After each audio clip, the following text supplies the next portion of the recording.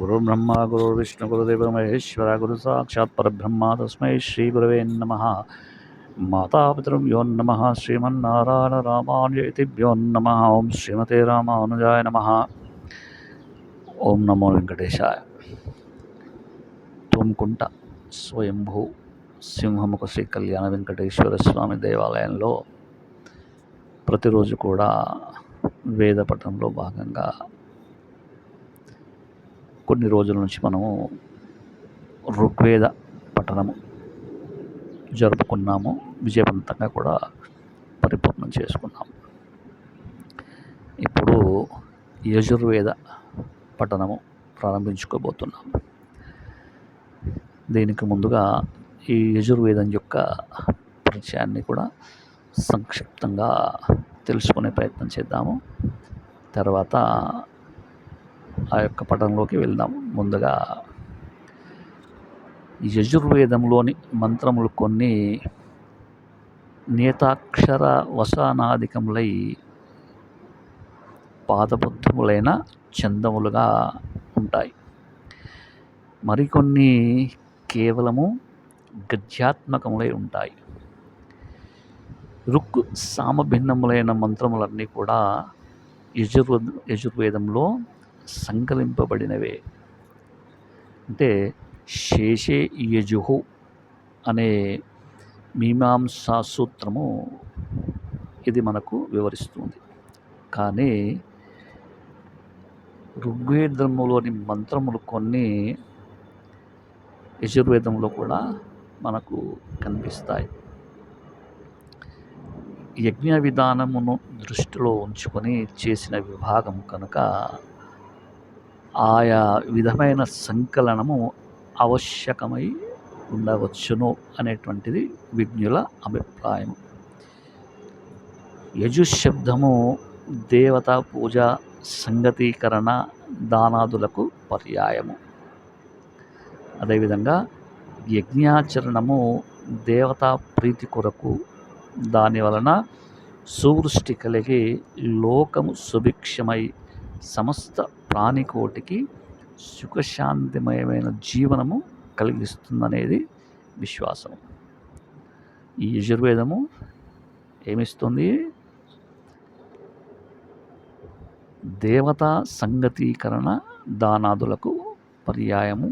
అదేవిధంగా ఈ యొక్క ఆచరణము దేవతా ప్రీతి కొరకు, అంటే భగవంతునికి ప్రీతి కొరకు దీన్ని పఠిస్తూ ఉంటాం. అదేవిధంగా సువృష్టి అంటే అన్ని కాలాలుగా కూడా సమంగా, ఎండాకాలము, వానాకాలము, శీతాకాలం అన్నీ కూడా సమానముగా కలిగించి సుభిక్షంగా ఉంటుంది అనేటువంటిది సమస్త ప్రాణికోటికి కూడా సుఖశాంతిమయమైన జీవనం కలిగిస్తుంది అనేటువంటిది ఈ యజుర్వేదం యొక్క సారాంశంగా మనం చెప్పుకోవచ్చు.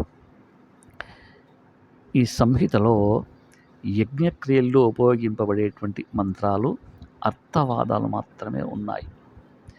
ఇందులో కృష్ణ యజ సంహితలో లాగా బ్రాహ్మణ భాగాలు కలిసి ఉండవు.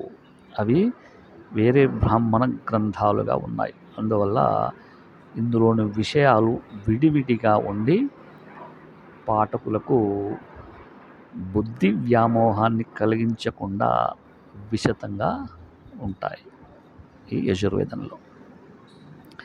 కనుకనే ఈ వైషధ్యాన్ని తెలియజేసే శుక్ల పదాన్ని చేర్చి దీన్ని శుక్ల యజుర్వేదము అని చెప్పేసి అన్నారు.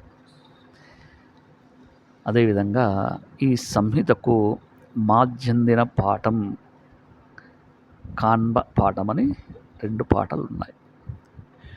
ఈ రెండింటికి పెద్ద తేడా ఏం లేదు. గద్యాత్మకమైన అర్థవాద భాగాలను వివరించడంలో మాత్రం కొద్ది తేడా కనిపిస్తున్నది. ఇందులో వాజసనేయి సంహిత అని పిలువబడేది మాధ్యాందిన పాఠం. అదేవిధంగా ఈ వాజసనేయ సంహితలో సగభాగం పద్యాత్మకమైంది. అర్ధవాద రూపమైన మిగతా సగం గద్యాత్మకమైంది. అందులో సుమారు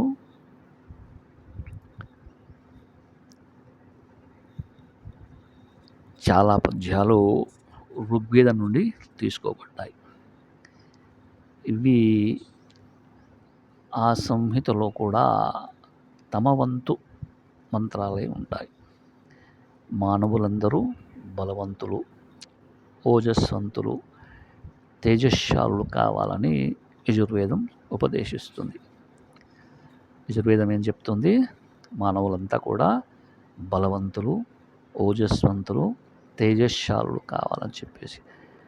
అదేవిధంగా ఈ సమాజంలో ప్రతివాడు సరస్వతి అంటే విద్యను, ఇడను అంటే రాష్ట్రాన్ని, భారతి అంటే సంస్కృతి అని ఈ 3 శక్తులను పెంచుకోవాలని వేదం చెబుతుంది.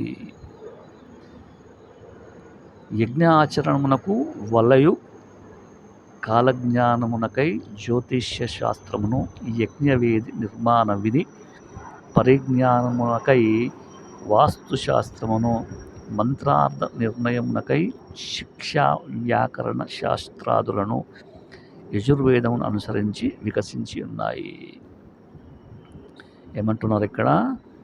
కాలజ్ఞానానికై జ్యోతిష శాస్త్రము, యజ్ఞవేది నిర్మాణ విధి, అదేవిధంగా పరిజ్ఞానానికై వాస్తుశాస్త్రమును, మంత్రార్థ నిర్ణయమునకై శిక్షా వ్యాకరణ శాస్త్రాలు ఈ యజుర్వేదమును అనుసరించి ఉన్నాయట. యజుర్వేదములు హవిర్యజ్ఞ, సోమయజ్ఞ, పాకయజ్ఞము అని 3 విధములట. ఇవి తిరిగి ఒక్కొక్కటి 7 విధములు. గృహస్థులు నిత్యము జరుపు దేవ, ఋషి, పితృ, మనుష్య, భూత తర్పణాదులు కూడా యజ్ఞములే అని చెప్తున్నాడు. యజ్ఞములు అంటే ఏమిటి? గృహస్థులు నిత్యము జరిపేటువంటి దేవ పూజలు, ఋషి పూజ, పితృపూజ, మనుష్య, భూత తర్పణాదులు కూడా యజ్ఞములే అంటున్నారు. రాజసూయము, అశ్వమేధము, సర్వమేధము మొన్నగునవి కూడా విశేష యజ్ఞములే అని చెప్పేసి చెప్తూ ఉన్నారు. దీర్ఘసత్రములు అంటే రారాజులు నిర్వహింపదగినవి. అంటే దీర్ఘసత్రములు ఏవైతే ఉన్నాయో వీటిని సామాన్య జనులు, సామాన్య ప్రజలు చేయదగినవి కావు అని చెప్తున్నారు. మరి ఎవరు చేయాలి వీటిని?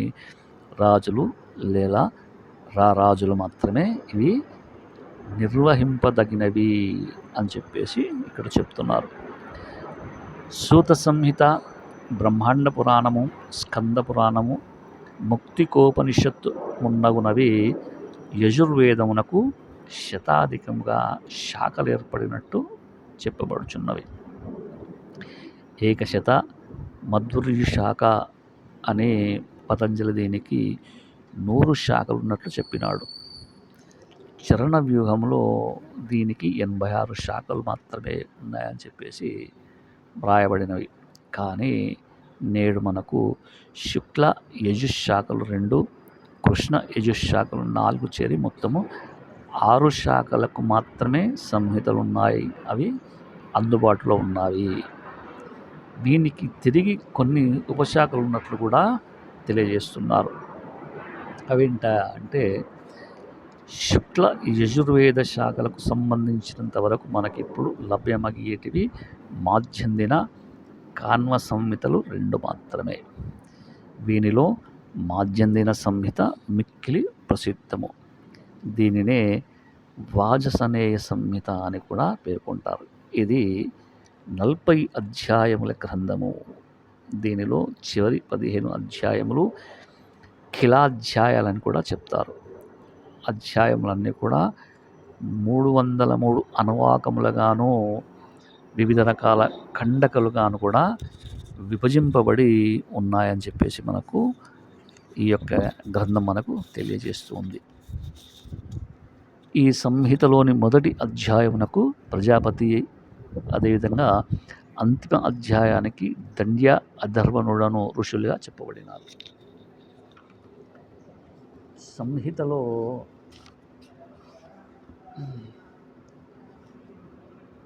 చేర్పకుండాను 100 అధ్యాయములుగా శతపథ బ్రాహ్మణము ఈ సంహితకి సంబంధించినది అని చెప్పేసి కూడా ఇక్కడ మనం తెలుసుకునే అవకాశం. కార్ణవ సంహితలో ఈ సంహితలో కన్నా 111 ఖండికలు హెచ్చు. అంటే ఖండిక అంటే మంత్రం అని చెప్పేసి మనం ఇక్కడ తెలుసుకోవాలి. ఆ సంహితలో కూడా కిల్య, శుక్రియ మంత్రములు కలిసి ఉన్నవి. కాన్వులకప్పుడు ఉత్తరప్రదేశ్లో ఉండినట్లు సాహిత్యక ఆధారాలు మనకు గోచరిస్తున్నాయి. నేడు దక్షిణ దేశంలో స్వల్పంగా ఉన్నట్లు వినికిడి. సాయనాచార్యుడు కాన్వ సంహితకు భాష్యము చెప్పినాడు. అదేవిధంగా వాజసనేయమునకు ఉవ్వట మహీధరాదుల భాష్యము దొరుకుచున్నది. అదేవిధంగా మహర్షి దయానంద సరస్వతి స్వామి యజుర్వేదమునకు సంపూర్ణ భాష్యాన్ని వ్రాసినాడు. ప్రస్తుతము ఈ భాష్యమే ప్రామాణికమైనదని మనకు పండితుల అభిప్రాయం. వాజసనేయ సంహితలో అనేక యజ్ఞములు వివరింపబడి ఉన్నాయి. దర్శపూర్ణమాసేష్ఠులు, అగ్నిహోత్రము, చాతుర్మాస్యం మున్నగునవి మొదటగా వర్ణింపబడి ఉన్నవి. ఇవి హవిర్యాగములు, ఆమీద అగ్నిష్టోమాది సోమయాగములు వర్ణింపబడి ఉన్నాయి. సోమయాగములో సోమలతను తెచ్చి విద్యుక్తముగా నూరి రసము గ్రహించి దానిలో పాలు మున్నగునవి కలిపి ప్రాతర్మధ్యాహ్న సాయం సవనములు జరుపుతారు. ఒకే దినంలో పూర్తయ్యేటువంటి యజ్ఞమునకు ఏకాహమని పేరు. ఇదే విధంగా సవనము, సత్రము మున్నగునవి ఆయా యజ్ఞ నిర్ణీత కాలమును బట్టి కొన్ని దినములు మొదలు సంవత్సరం లేదా ఇంకా ఎక్కువ కాలము వరకు జరిగేటువంటి యాగములు, జ్యోతిష్ఠామము, వాజపేయము మున్నగునవి మిక్కిలి శ్రేష్టమైన యజ్ఞములు. రాజ్యాభిషేకము, రాజసూయము మున్నగునవి కూడా ఈ సంహితలో వర్ణింపబడి ఉన్నాయి. రాజసూయంలో అస్త్రక్రీడ వంటి ప్రసంగములు కొన్ని ఉంటాయి. అగ్నిచేన మనుయాగంలో గరుడాకృతిగా వేది నిర్మిస్తారు. దీనికి ఆధ్యాత్మికార్థమూకుడు వివరింపబడినది. శతరుద్రీయము, రుద్రయాగమునకు సంబంధించినటువంటిది. రసోద్ధార, సౌత్రామన్వాది యజ్ఞములు కూడా ఈ సంహితలో వివరింపబడి ఉన్నాయి. సౌత్రామణిలో సురాప్రయోగం కూడా జరిగేటువంటి సందర్భాలు మనము ఇక్కడ తెలుసుకోవచ్చును.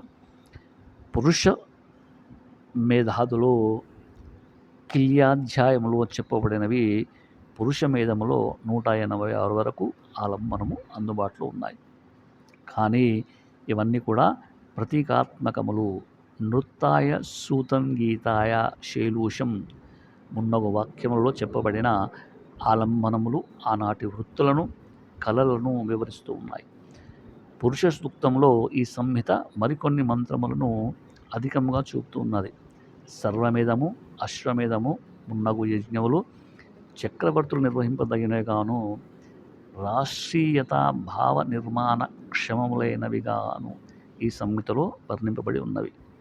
ఇందులో 34వ అధ్యాయమునకు శివ సంకల్పోనిషత్తు అని పేరు. 35 నుండి 39 వరకు గల అధ్యాయాలు పితృమేధాది పాక యజ్ఞములకు సంబంధించినవి. అంతిమ అధ్యాయం ప్రసిద్ధమైన ఈశావాస్యోపనిషత్తు వినిపిస్తుంది. సంహితలో చోటు చేసుకున్న ఉపనిషత్తు ఒక్కటే. సమస్త ఉపనిషత్తు జ్ఞానమునకు మూలమాదగిన ఇందలి మొదటి 2 శ్లోకములు గాంధీ మహాత్మునికి మిక్కిలి ప్రియమైన నిత్యానుసంధాన శ్లోకములు. భగవద్గీతకు వలె ఈ శ్లోకములకు కూడా నేడు మిక్కిలి ప్రచారము వినది.